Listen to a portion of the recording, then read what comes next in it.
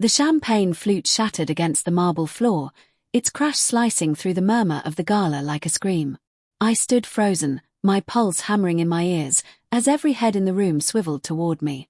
My wife, Elena, stood across the ballroom, her laugh faltering, her eyes darting from the broken glass at my feet to the man beside her. Her boss, Richard, his hand lingering too long on her arm. The air felt thick, heavy with the scent of perfume and polished wood, but all I could taste was the metallic tang of dread. Something was wrong. I'd known it for weeks, but tonight, it was undeniable. Elena's work parties were always lavish, held in the glittering penthouse of her law firm's downtown office. Crystal chandeliers cast fractured light across tailored suits and sequined dresses, while jazz hummed softly from hidden speakers. I usually lingered on the fringes, nursing a drink, watching Elena work the room with her effortless charm. She was magnetic, her auburn hair catching the light, her laugh a melody that drew people in. But tonight, her glances toward me were fleeting, her smile strained. And Richard, tall, polished, with a predator's grin, kept her too close, his touches too familiar. I'd been brushing off the signs for months. The late nights at the office. The way her phone buzzed at odd hours, her fingers quick to silence it. The perfume on her coat that wasn't hers. Each time, I'd rationalized it away. She was ambitious, climbing the ranks at a cutthroat firm. Stress, I told myself. Pressure. But doubt had rooted in my chest, growing thorns with every unanswered question. Clumsy tonight, aren't we? Richard's voice cut through my thoughts as he approached, Elena trailing behind him. His tone was light, but his eyes glinted with something sharp, like he was testing me. Up close, his cologne was overpowering, a musky cloud that made my stomach churn. Elena's face was a mask, polite, professional, but her fingers twitched at her side, betraying her nerves. Accidents happen, I said, forcing a smile. My voice sounded foreign, tight with the effort to stay calm.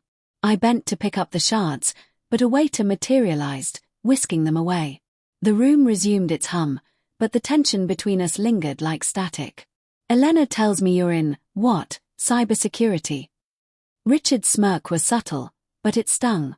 Sounds like a lot of sitting behind screens, playing with code. Not exactly the life of the party. I felt Elena's gaze on me, heavy with something I couldn't name, guilt? Fear. I wanted to grab her, pull her aside, demand answers.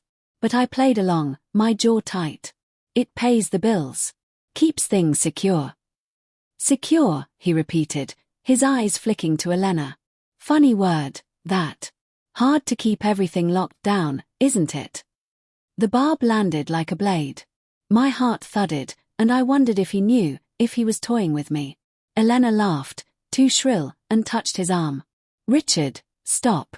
He's just teasing, David. But her eyes didn't meet mine, and her hand stayed on him a beat too long. The night dragged on, each moment a slow drip of unease. I watched them from across the room, their heads bent close over shared joke, her fingers brushing his sleeve. My mind spiraled, replaying every late night, every evasive answer. Was I paranoid? Or was the truth staring me in the face, dressed in a tailored suit and a smug grin? I excused myself to the balcony, needing air. The city sprawled below, a maze of lights that felt as distant as Elena had become. My hands gripped the cold iron railing, and I tried to steady my breathing. I wasn't just David, the quiet husband who worked from home. I was a ghost in the digital world, a man who could unravel secrets with a few keystrokes. And tonight, I'd brought my laptop. Back inside, I found a quiet corner, the glow of my screen a small rebellion against the glittering chaos. I'd hacked into Elena's work email weeks ago, driven by a gnawing suspicion I couldn't shake. I'd found nothing then, just case files and schedules. But tonight, I dug deeper, my fingers trembling as I bypassed the firm's security. Richard's personal server was a fortress, but I was better. And there it was, a thread of emails, hidden behind layers of encryption. The words blurred as I read. Late-night meetings that never happened. A trip to Chicago they'd both taken, though Elena had sworn she went alone. And then, a single line from Richard, tell him whatever keeps him quiet. We're too close to stop now. My chest caved in, the air sucked out of me. The room tilted, the jazz now a mocking hum. Betrayal wasn't just a word, it was a physical thing, clawing at my throat, burning behind my eyes. I wanted to scream, to shatter every glass in the room. But I needed more. I needed to see it. I slipped back into the crowd, my face a mask of calm. Elena was by the bar, alone for once, stirring her drink with a distracted frown. I approached, my heart a war drum. "Having fun?" I asked, my voice softer than I felt. She flinched, then smiled too quickly. "Just networking. You know how it is." Her eyes darted past me, searching for Richard. "Networking," I echoed, stepping closer. "Is that what you call it when you're with him?" Her face paled, her glass trembling in her hand. "David, what are you talking about?" I leaned in, my voice low, each word a blade.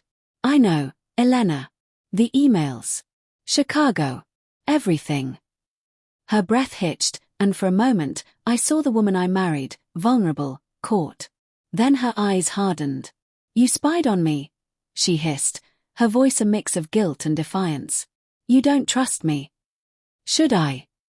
I shot back, my voice rising despite myself. Heads turned, but I didn't care. "Tell me I'm wrong. Tell me it's not what it looks like." She opened her mouth, but no words came. Her silence was louder than any confession. The room seemed to close in, the lights too bright, the music too sharp. I wanted to hate her, to walk away and never look back. But love doesn't vanish, it festers, tangled with pain. Richard appeared then, his smile gone, his eyes cold. "Problem here?" he asked, stepping between us like he owned her. "Owned me?" I laughed, a bitter sound that startled even me. "You think you know me, Richard? You think I'm just the guy behind the screen?"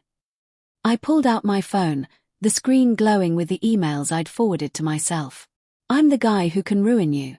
One click, and your firm's dirty secrets, your secrets, are on every partner's desk." His face didn't change, but his eyes flickered with something new, fear. Elena grabbed my arm, her voice breaking. "David, please. It was a mistake. I didn't mean." "A mistake?" I yanked my arm free, my voice raw. "You broke us, Elena.